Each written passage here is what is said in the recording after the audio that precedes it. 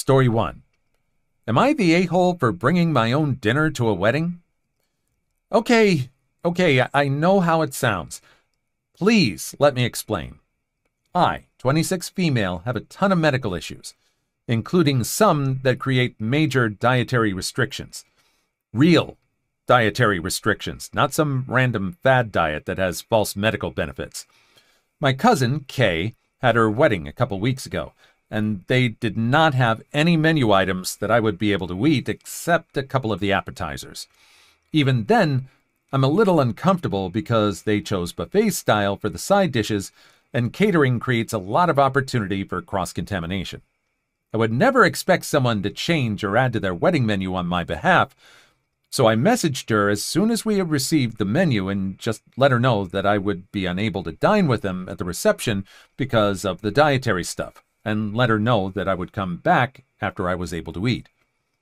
I understand what it was like leading up to a wedding, and I received no response to my message. Though it was on Facebook, and I knew she had opened it. I decided I would just put together a little lunchbox and leave it in the car, so when I started to get hungry, I could just go grab a snack and come back in. Well, the reception came, and all was well. Then dinner time came, and Kate came up to me and asked why I was leaving the venue. I told her that I had just had to get some food in my belly and that I would be right back to finish celebrating. She got an appalled look on her face and asked why I would bring food to a wedding I knew would have some of the best. I let her know about the restrictions and reminded her about the message. She said, "I just figured you were being dramatic and someone in the family would get you under control." Guess nobody could. My jaw hit the floor. I wish that my restrictions could be casually broken, but unfortunately, I get quite ill if I break the food boundary. It's well known within my family that this is true. I've ruined a holiday or two by accidentally eating contaminated food. Anyway, I really didn't know how to respond, so I just walked out to the car and had my food with the company of the car radio. I am the queen of being hangry, so I hoped that getting fed would help me get a better grip on the situation, but I was still shaky and mad. I came back prepared to sit quietly and get through the rest of the night without too much more to say, but my aunt and uncle came to the table and told me how much I hurt Kay's feelings by bringing my own food. I explained, although I still feel a certain sort of way about having to explain, the restrictions again, and told them I tried to be as polite as humanly possible by reaching out beforehand and leaving the snacks out of sight of the reception guests. They told me it gave the whole wedding a bad look, and if it was really that big of a deal, then I needed to eat beforehand. Nobody else has weighed in, and at this point, I really don't know if I was in the wrong. Am I the a-hole? I've got to be honest. I really thought when I read the title of this story, it was just going to be someone trying to explain themselves by having like a whole plate of food placed on the table at the dinner reception. She was not the a-hole at all. She kept the food out of the way. Maybe she did eat beforehand, but probably still needed a snack. And she warned someone ahead of time, that warned the bride ahead of time that this was going to be an issue. The cousin's inability to respond and assuming that it was going to go her way or something like that is just on her. Definitely not the a-hole. She had every opportunity to make this a non-issue. Really, I don't think anyone noticed that she stepped out, probably. It's just these people that are making a fuss over it. Story 2. HOA wants me to join, so I do. Just not how they expected. So this is a story about a property I own but rent out. This may sound strange, but I don't think I could afford to live there these days. It's become somewhat exclusive. I guess this could also go in pro-revenge. I've used dollars here because it's what most people reading this will relate to. This doesn't take place in the US, and I've given an approximate dollar value for local currency. To answer the most commonly asked question, this is in South Africa. This is going to be very long. Background. A million years ago, my property was part of a large farm. I bought it about 30 years ago, long after the farm was broken up, but before there was any development near it. The piece of land I got was near the back entrance that joined into a dirt road that ran past. The more expensive plots were near the tarred road in the front. I originally bought a large chunk of the land intending to do some farming, but that never happened. About 20 years ago, some of the owners got organized. We'll call them the Organized Owners, OO, and had the area designated as a municipal suburb. The municipality agreed to put in tarred roads, water, and electricity if a certain percentage of the properties were developed. A construction company linked to the OO went around contacting the owners who had land but no buildings, offering to build houses for us at a very, very reasonable price, contingent on them getting a certain minimum number of people signing up. While this was happening, one of the OO approached me and offered to buy half of my property. I agreed, and the money I got for the sale, which was about 4 times what I paid for the entire chunk of land 10 years prior, combined with a small loan from the bank, gave me what I needed to pay for a house to be built. And it was a fairly large and nice house, too. I stayed in the house for a few years, and my mom moved in with me. I had decided to subdivide the property again and build her a house next to mine. But unfortunately, an undiagnosed tumor took her before the house could even be started. Well, it was diagnosed, but too late to do anything. Soon after she passed, we moved out of the house and started renting it out. About a few weeks before we moved out, the OO I sold the land to started talking about starting an HOA. I wasn't interested and left soon after.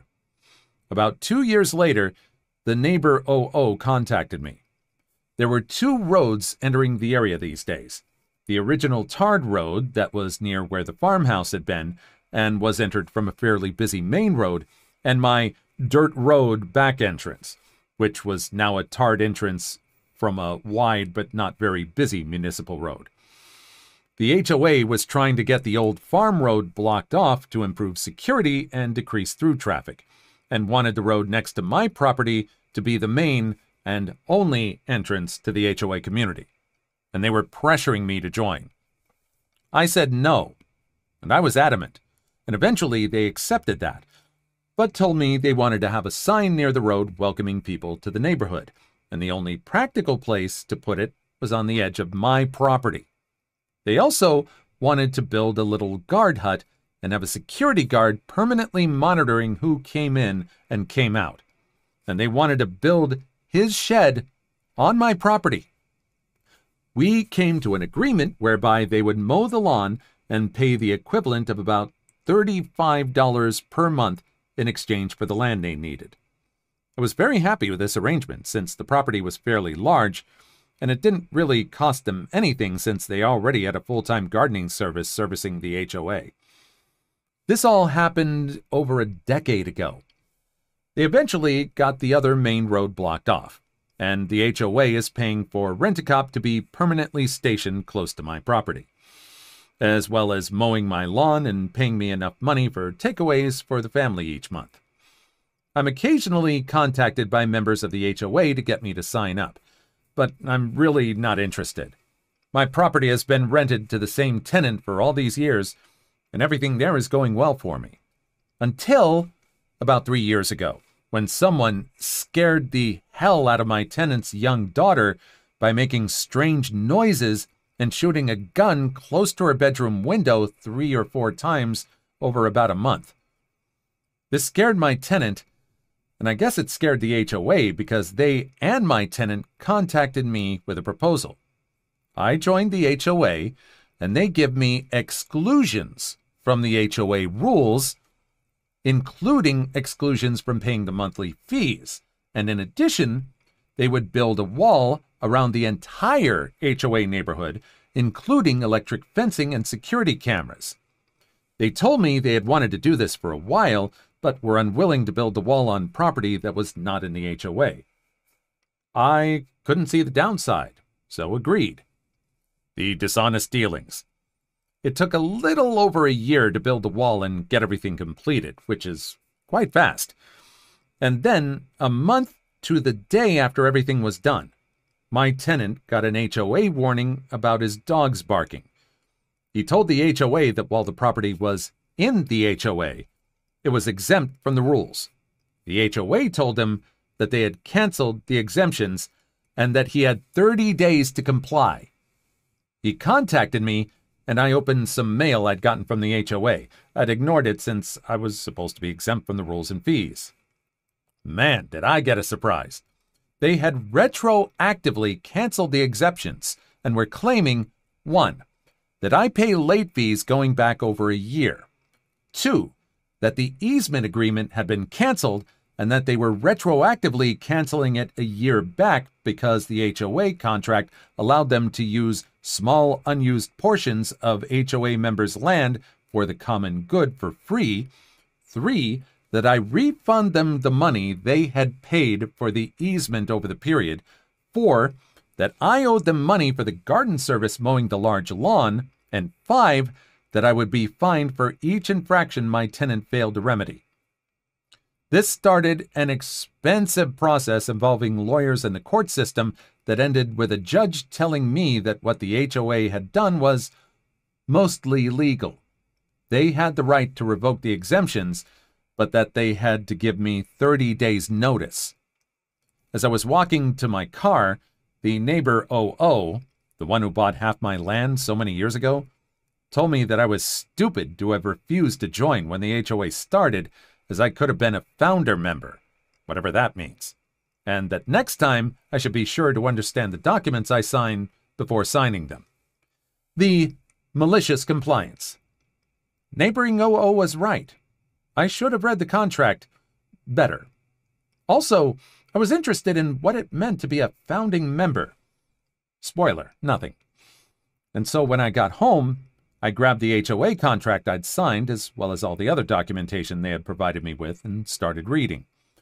I was determined to break every rule I could find a loophole to break. I didn't get past the first page. While the street address of the property is used to identify it for all practical purposes, in the city records, it has a unique property number that has to be used on legal records. When my mom moved in, I'd subdivided the remaining property but hadn't yet started building on it. And when I gave the HOA the easement all those years ago, it had been on the property I'd sliced off for my mom. And when the HOA set up the contract, they had simply used the property number from the easement. The next afternoon, the neighbor OO delivered, and had me sign for, 2 documents.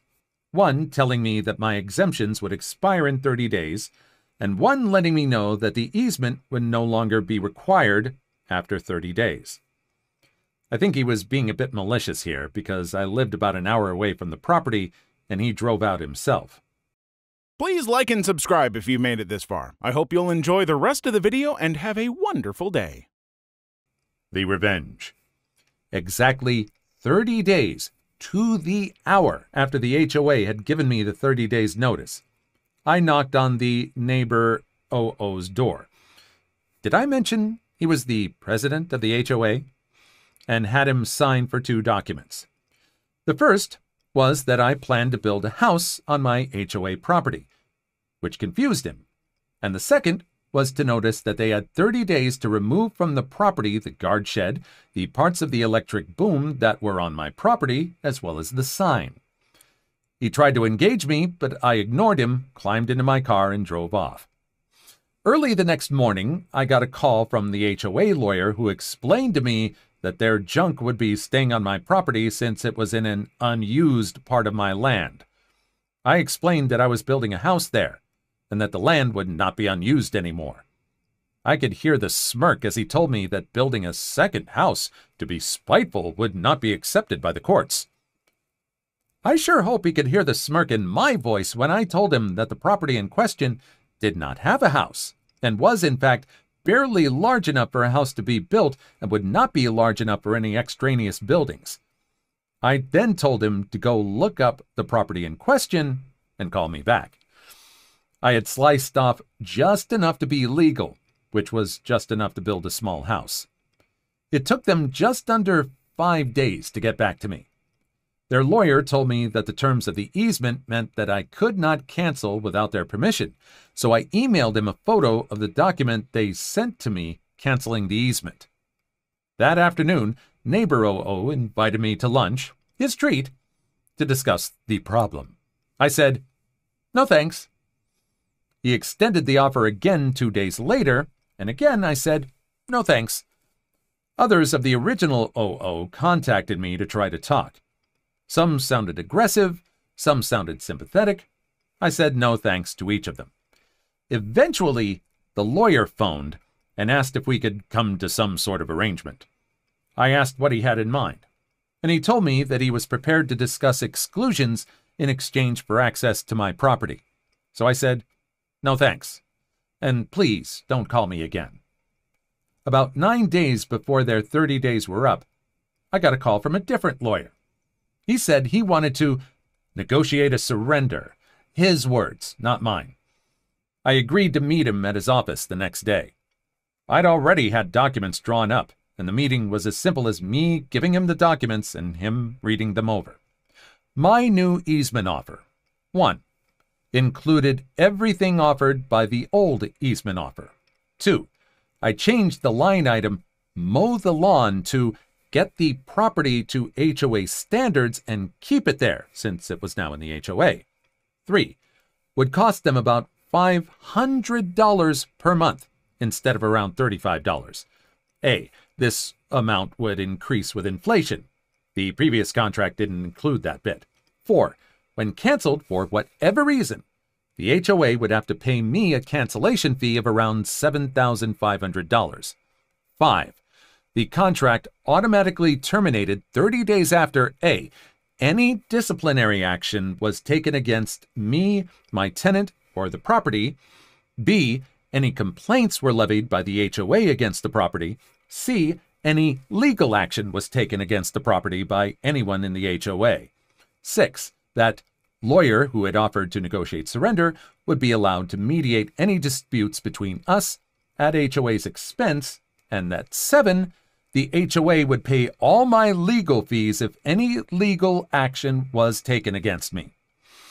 I deliberately left some insane things in there so that I could appear to concede some points or be negotiated down when the HOA got indignant about the points I actually cared about. The lawyer didn't look happy. He said that my proposals sounded unfair, but that he'd have the HOA president look at them.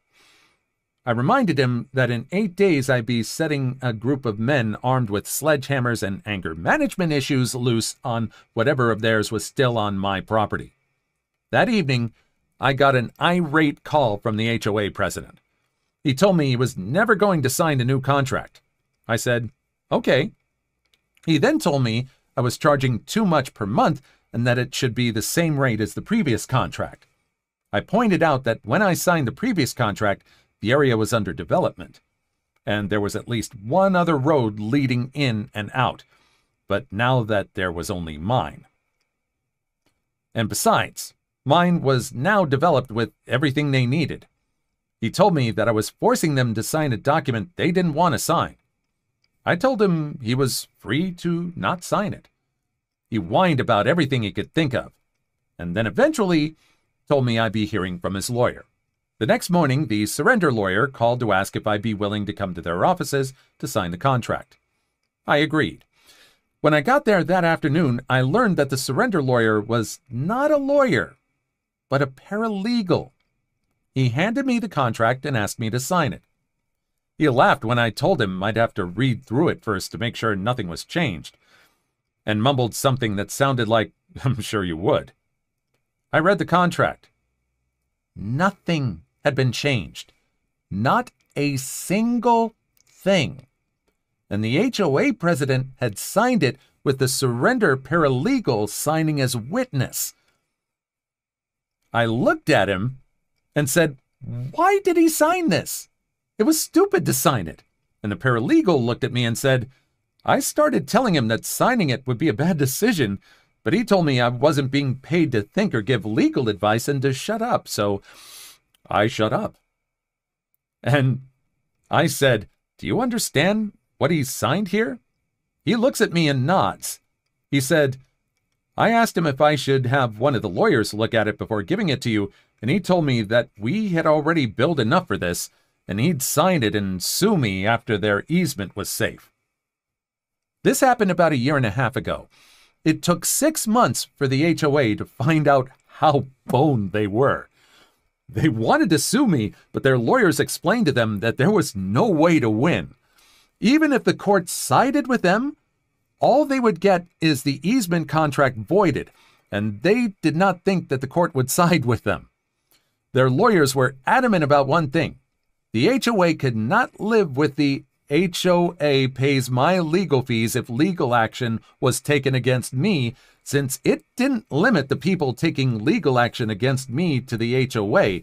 As worded, the HOA would be forced to pay my legal fees if anyone took legal action against me. They argued that the courts would probably not enforce that, since the context of the agreement was to do with the HOA, and I told them I was prepared to find out, since the HOA would definitely be the ones taking action against me if they challenged it. I eventually signed an addendum to the contract that said that the neighbor OO, HOA president, would personally pay all my legal fees unless he held no position at all in the HOA, and that the HOA would pay all my legal fees if the HOA took legal action against me. He resigned from the HOA at the end of the meeting. I politely told him in front of everyone that he should not sign documents unless he understands what he's signing. He didn't look pleased. It came out during the mediation. You cannot imagine how happy the lawyers were that their paralegal was mediating, that without the ability to control access to the HOA neighborhood through the security boom, partially on my property, the HOA had become a gated community a number of years back. The HOA would be in breach of their own articles and would be dissolved. I also learned, should have been obvious to me, that all the security cameras were wired and all terminated in the guardhouse and guard shed. So basically, it was my way or the end of the HOA. The first mediation was really quite funny.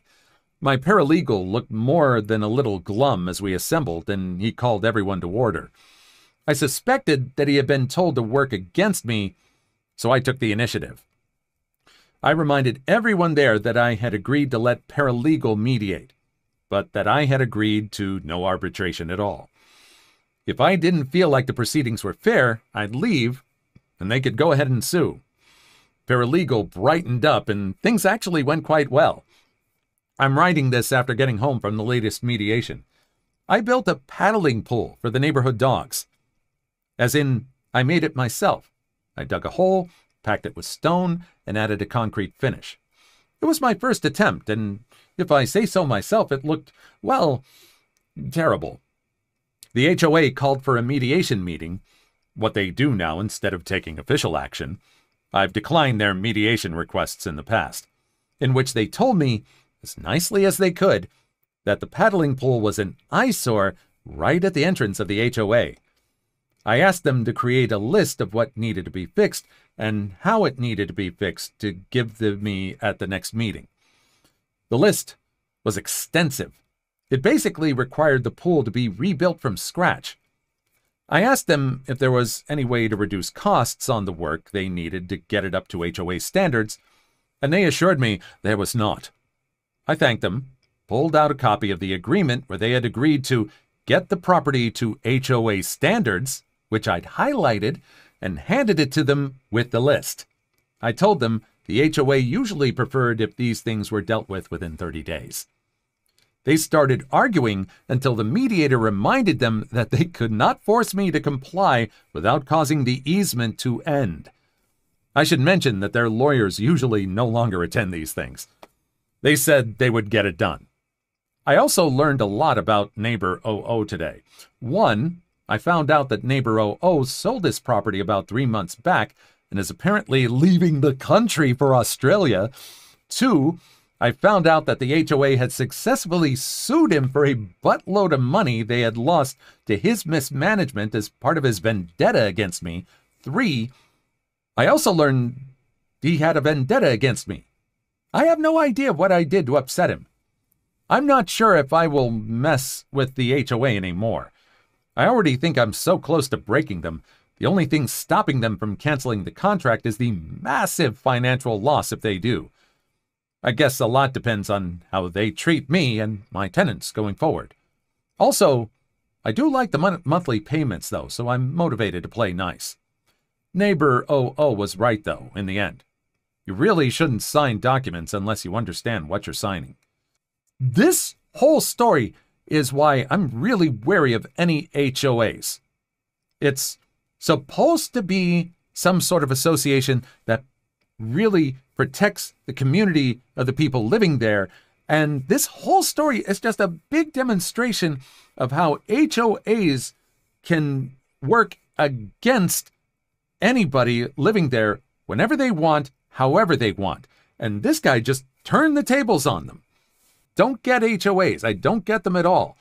At least I don't get the ones that are run like this. Please leave your story in the comments. I would love to make a video on them in the future. Also, don't forget to like and subscribe.